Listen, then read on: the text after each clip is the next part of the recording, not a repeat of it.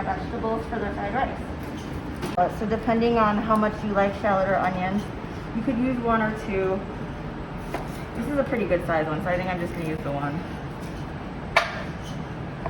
And shallots, if you haven't used them before, they're in the onion family, so you'll see they're very similar to how an onion is built. So you're gonna cut off the ends and then just peel off the skins. The skins can be used for super stock too, so any of the vegetable peelings that you have can always be used for like a vegetable stock, or if you make chicken stock, onions are a great additive to that.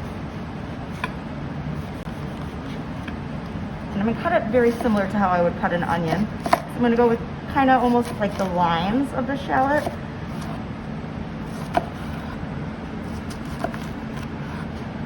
Fried rice, you don't want to see giant chunks of everything because you want to be able to get all of the aromatics, some of the veggies in almost every bite. So all these things that you're saving that could go in a stock, you would just add water and simmer that? Yep, if you wanted to add a meat, you could too. So you could add chicken to it. But I like having vegetable stock on hand. If I have a big produce haul that I do and I have a lot of veg prep, I will a lot of times just save all those vegetables, throw them in a stock pot. If I'm cooking something else, just have it on low, simmering for about an hour.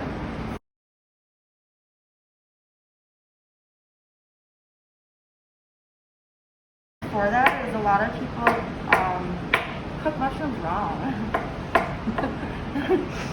I think a lot of people cook them to where there's still like too much moisture in them, so they almost feel spongy. It reminds me of like canned mushrooms that you get on pizza.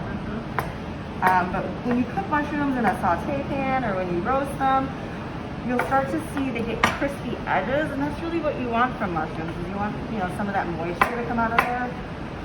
With that, as you lose moisture, you're going to get a lot more flavor too. And it's kind of a term that's become a little bit more common probably in the last 5 to 10 years. It's umami. It's the fifth flavor, and it's almost, I would say, in a sense, savory.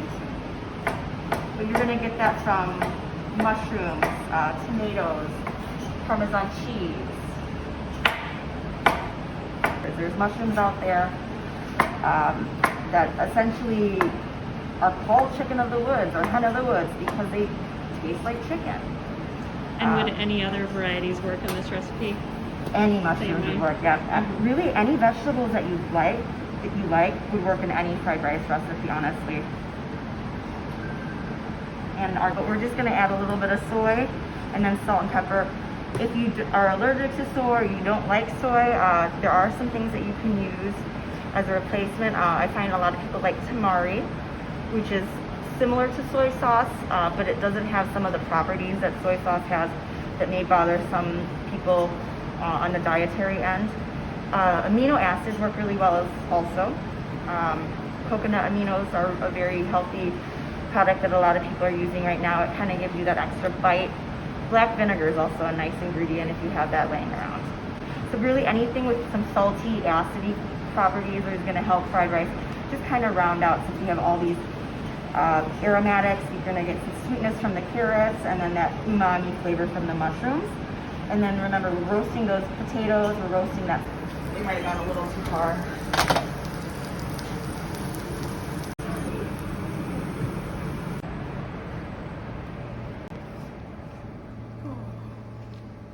A little bit of garlic. And then I'm definitely getting the sweetness from the squash even in the potato. So we're gonna set these aside. So you don't have a wok at home, you can use any large skillet. Oil. If you're concerned about fat, you have to kind of think about all the ingredients that we're using. Nothing has fat in it since we're not using any meat. So you really want to put some fat in there to give it a little bit of flavor, but also to make sure that the rice doesn't get gummy and it doesn't stick to the pan.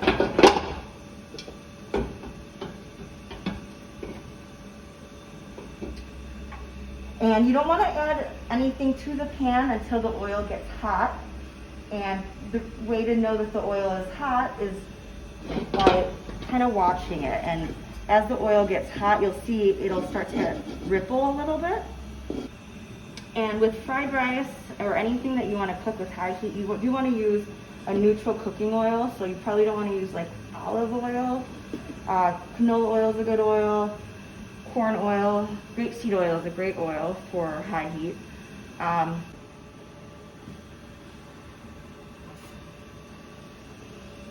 So the vegetables that are going to cook the longest are going to be your carrots and mushrooms, but we want to make sure that they're seasoned really well. So that's why we're going to go in with those aromatics first.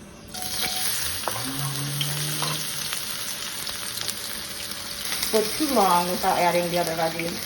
Just enough to get a little bit brown. And this is going to go pretty quick, so we're going to go ahead and add our mushrooms and carrots here. Smells fantastic. Thank you. That's the wonderful thing about garlic and ginger and onions. They smell great, but also have really, really great health properties.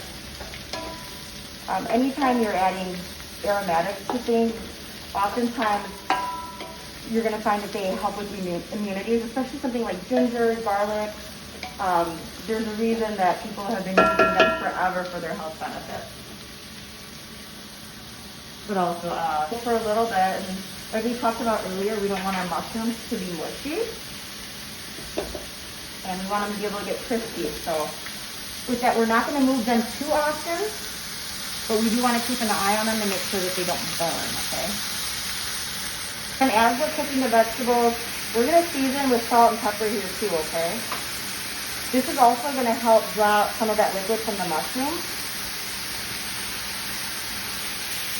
People often ask me why food at a restaurant a lot of times tastes so much better than food at home. And I think a big part of that is when we work in professional kitchens, we always season along the way.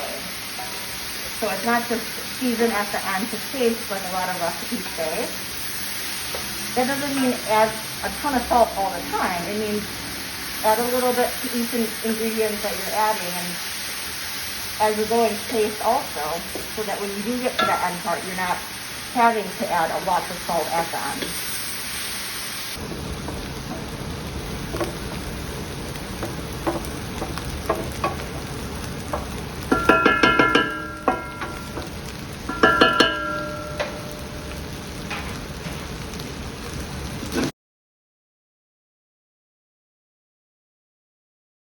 Also,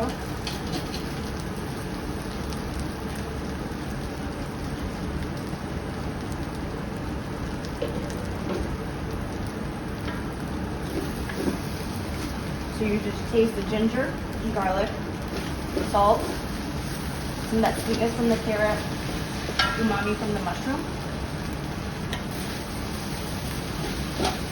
Starchy, so in its nature it is going to stick, but it's we're going to deglaze it with soy sauce, which means that acid from the soy sauce is going to help pick up some of those crispy bits from the bottom of the pan.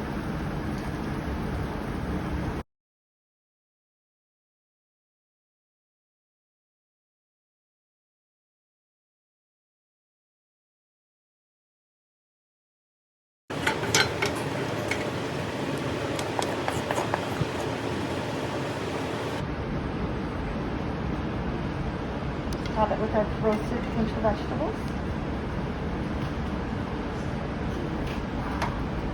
And there you have it. Mushroom and roasted vegetable fried rice.